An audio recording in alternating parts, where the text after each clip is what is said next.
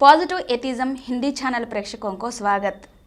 MI. राजस्वी जी से लिखी हुई भूदान यज्ञ के प्रमुख आचार्य श्री विनोबा भावे जी की जीवन गाथा के बारे में बताऊंगी। भारतवर्ष में प्राचीन काल से लेकर आधुनिक काल तक अनेक महान आत्माओं का आगमन हुआ है। इन महान आत्माओं ने विभिन्न दृष्टिकोण और विभिन्न क्षेत्रों की सेवा की है।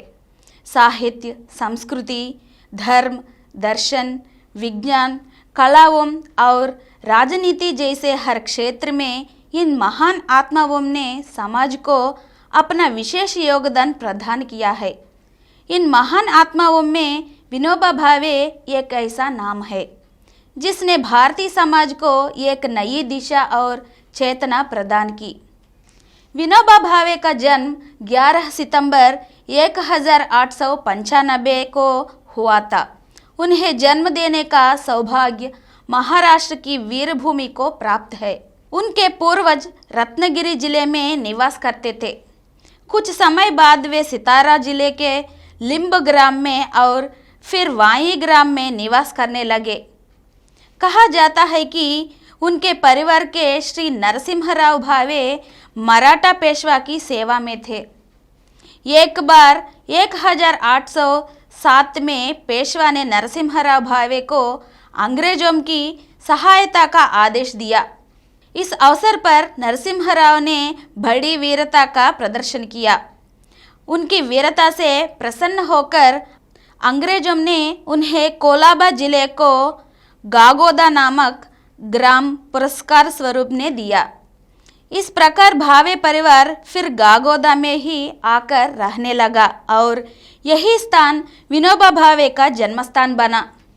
विनोबा भावे के बचपन का नाम विनायक नरहरि भावे था। उनका परिवार विशुद्ध सारस्वत ब्राह्मण था।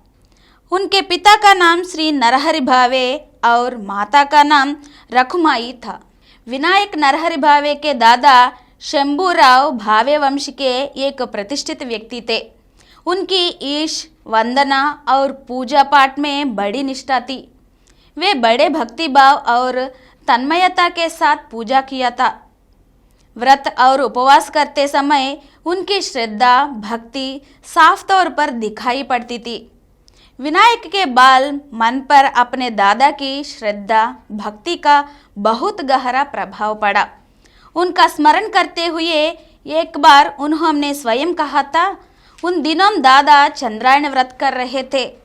वे शुक्ल प्रतिपदा को एक ग्रास भोजन करके उस व्रत को प्रारंभ करते थे और पूर्णिमा तक एक एक ग्रास प्रतिदिन बढ़ाकर फिर कृष्ण प्रतिपदा से प्रतिदिन एक एक ग्रास कम करके अमावस्या के दिन एक ग्रास पर आ जाते थे। चंद्रायण व्रत के दिनों में वे चंद्रोदय होने पर चंद्रमा की पूजा करते, आरती करते और फिर उस दिन जितने ग्रास खाने होते खाते थे। चंद्रोदय प्रतिदिन एक समय पर तो होता नहीं, कभी वह संध्या को होता है तो कभी मध्यरात्रि में और कभी प्रातःकाल। अतः जब कभी चंद्र पूजन का समय आता तो घर के सारे बच्चों को जगाया जाता। हम लोगों को ठंड लगती और हम आंखों मलते हुए उठते थे। हम आरती लेते और चंद्रमा का दर्शन करते। यदि मेरे अंदर कुछ थोड़ी बहुत पवित्रता है तो वह अपने दादा के कारण ही है। वह उनकी बहुत बड़ी देन है, उनका बहुत बड़ा उपकार है। विनायक की दादी गंगाबाई बड़ी ही स्वाभिमानी, लगनशील और विनोद प्रिय स्वभाव की महिला थी। उनकी लगन का ही परिणाम था कि 55 वर्ष की अवस्था में उन्होंने पढ़ना सीखने की ठानी और वास्तव में उन्होंने ऐसा कर दिखाया। वे अपनी विनोद प्रियता के कारण बड़ी प्रसिद्ध थी।